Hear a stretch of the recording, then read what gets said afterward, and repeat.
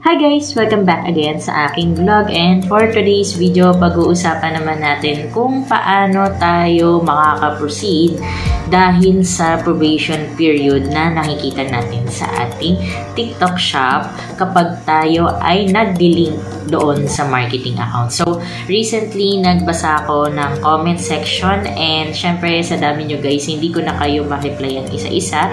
So, ang ginawa ko is nag-own based research na lang ako, and para ma-share ko sa inyo kung ano yung mga passive solution na pwede natin gawin dito sa probation period. So, before tayo mag-start ng ating topic for today, please make sure na nakasubscribe ka and nakafollow ka na din sa lahat ng social media account ni TechFero para updated ka sa lahat ng videos na ina-upload ko. So, without further ado guys, let's get started. And gusto ko na siyang ma-share sa inyo. So, pasok na tayo sa intro.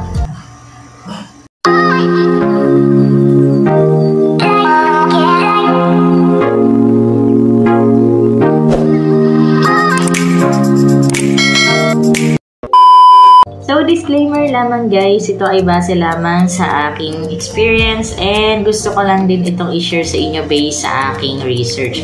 So, maaari pa din na hindi gumana or gumana sa inyo ang way na ito. So, keep watching hanggang dulo. Okay guys, so balik na tayo sa ating topic for today, and based sa aking research, meron na namang bagong restriction ang ating TikTok seller na application.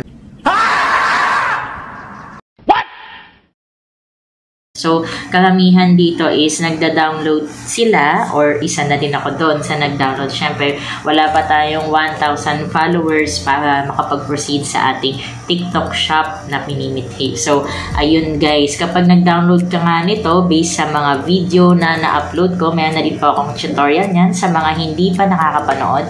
Ayan. So, kapag napanood nyo na po yan guys, malaking tulong yan kung paano kayo makakapagsimula sa inyong TikTok seller account. So, ang mangyayari dito guys is based sa aking research, ang ating marketing account ay hindi na basta-basta maililink doon sa ating TikTok seller na application. So, ako, ang first na tutorial na ginawa ko is nag-link tayo even though wala tayong 1,000 subscriber or followers doon sa ating TikTok. So, kaya na-approve yung ating pag-TikTok shop. So, ngayon, meron na tayong na-encounter na parang warning na kailangan mo nang mag-end ang probation period para makapag-proceed ka sa pag-link doon sa marketing account. So, ngayon, ang aking na-research is dapat within the 6 days to 2 months ang probation period na hihintayin mo para matapos. And yung pangalawa naman is dapat aabot siya ng 180 days guys. So, medyo matagal yun. So, may other way pa naman para tayo ay makaproceed kahit na nasa probation period tayo. So, ako na-encounter ko na din yun kasi nag-try din ako ng ibang TikTok na account. So, naggawa ako ng panibago. So, trinay ko siya and then nakita ko nga na hindi basta na makakapag-link ng ating username doon sa ating marketing account. So, ngayon guys, based naman sa additional research ko is dapat meron ka ng minimum na 1,000 followers sa iyong TikTok shop. So, advice ko na din to guys is para ma-redirect kayo doon sa mismong TikTok shop na hindi na kayo gumagamit ng marketing account. So, parang yun yung full support ni TikTok. And then, another naman is dapat may minimum of 1K orders kayo para makaproceed pa din and maiwasan natin yung probation period.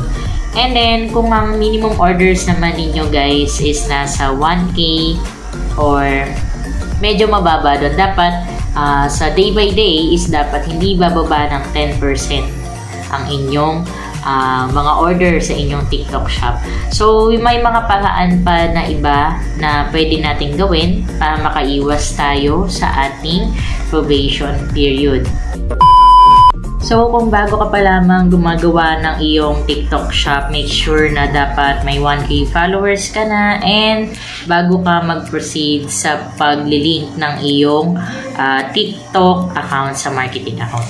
So, ayun guys. So, ang akin lang is i-pursue o i-goal natin na ma-reach yung 1K. So, ang gawin nyo lang guys is mag-post lang kayo everyday.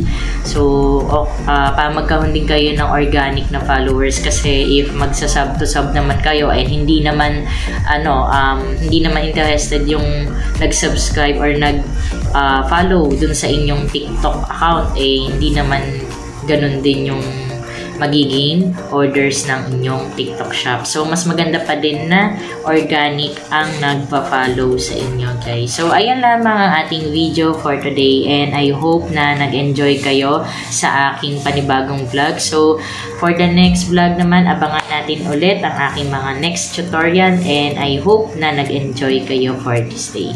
So, bye!